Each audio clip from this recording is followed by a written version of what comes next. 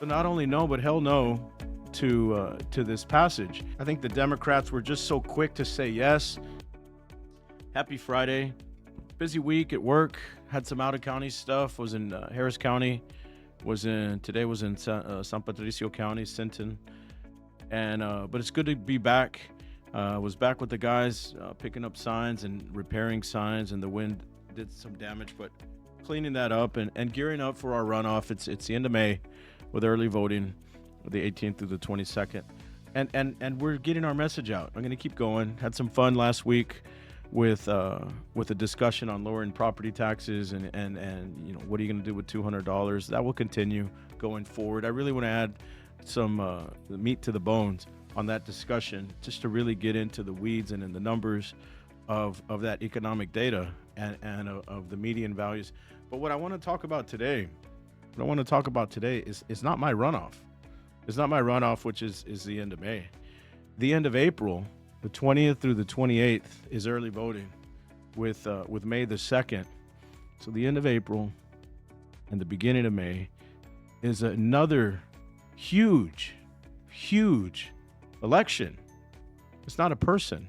Really, this affects everybody in McAllen and future generations as well. It's this huge bond proposition. The number of $335 million is on the ballot. So it's a number. And are you going to green light? Are the voters going to green light this? Let me just be very clear at the outset. I'm 100% against the bond proposition. 100% against it. And the real slick politicians are coming out saying it will not increase your tax. Just some really, and I don't know the world. I don't know the world that exists that you don't have to pay back $335 million. Is not going to increase your tax. For sure it is. And let me tell you why it is. If I have everything going for me and I'm blessed enough to get to the State House and I'm blessed enough on day one to file a bill to eliminate the school portion of the tax, which is in line with the governor's plan, I can tell you he's going to sign this. And we would be in a position to get to zero as we approach nearly paying off the debt of the old bond from 2005. You know, we're at 21 years. That's finally going to get paid down to zero. So we would be at zero here in the district. The problem is with the governor's plan, it takes care of the maintenance and operation portion of the school tax. It's not going to pay for each district's bond referendums. So this pie in the sky discussion of millions of this and millions of that adds up to $335 million to be paid out at, I think it's projected out 20 or 30 years. Imagine a mortgage. So imagine even a low interest rate of that. You're going to be approaching $500 million to be $500 million. So not only no, but hell no to this passage. I want to be the first one in the field. I think the Democrats were just so quick to say yes, and these long-winded discussions of how, let me just tell you people, you don't know how good this is a deal. You have no idea how good this is for you. Okay, be very wary of the politician that says that, or that the rate is actually going to decrease, or it's the lowest in the area. I'm speaking to you, Mr. Haddad. The rate is lower with the appraised value explosive. Those two numbers together, it's still an increase. So be very aware. And this is the way he runs the city, saying the same things. I've lowered your tax rate. Very, very crafty with his words. I'm a professional in the courtroom. I understand the power of words. He's very crafty with his words. Now he's jumped over into this bond referendum, and he's left his, he took his city hat off and put his school district hat on. And the result is the same. A money grab in the world of tens, now hundreds of millions of dollars. So I'm a big no on this. We finally have a chance to get to zero. I think we can live within our means. And also the bigger problem is that the way that they've clumped all of this together into so many individual items packaged into this huge referendum. So if we do get to the point where one or two of these things can be carved out and a much smaller number presented to the voters, that makes more sense.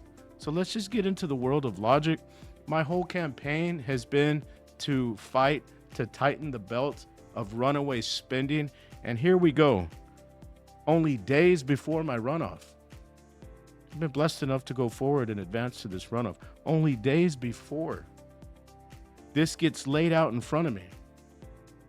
A discussion of 335, not Edinburgh, Mission, and Far. And by the way, there is one in Sherryland as well. 100% against that as well. And that's in the district as well. So these are huge money grabs. And so who are the winners of all of this? Because I reject the notion that now we are against the kids if you're against the referendum. I don't have time for that. I don't have time for that discussion. I'll just flatly reject it. The real winners here are these architecture firms. The real winners here are these engineering firms. The real winners here, obviously, are the construction guys that are doing these things and building these huge projects. And so where does the money go? Where does the money go? It gets shifted around to politicians, and this is how campaigns get run. I am beholden to nobody. I'm still self-funding. It's something that I take a lot of pride in. And obviously, I have taken on small donations here and there, friends and family, some total strangers in the world of very nominal dollar amounts. So I would say I'm beholden to them. But they're not pushing multi-million-dollar, $500 million with interest projects. They're not doing this. So I'm against it. I want to be clear. And going forward, I'm happy to get into the minutia and the weeds of this discussion.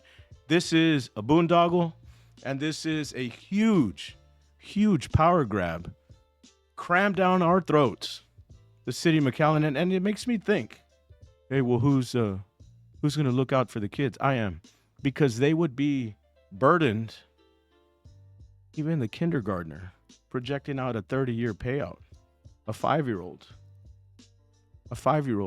back in society, going off to college, graduating high school, coming back to McAllen if we're lucky enough that we don't lose that talent, coming home and bringing that skill set back home. Today's kindergarten student, we're going to hang that around his neck until he or she is 35 years old. He will be paying it back. So I reject the notion. I reject it that I'm not looking out for the kids. I'm doing the exact opposite. I am. And we're looking out for our neighbors and the elderly in the community. I have every intention of getting your school bill to zero, not $335 million. My name is Sergio Sanchez. I'm happy to discuss this more. I've got a great meeting set up next week with some partners that are in line with this discussion, business owners in town. And this is all connected. Tax dollars connected to how do we save property taxes. This is the discussion we need to have. I'm going to be on the right side of it. Sergio for Texas.com. Thank you.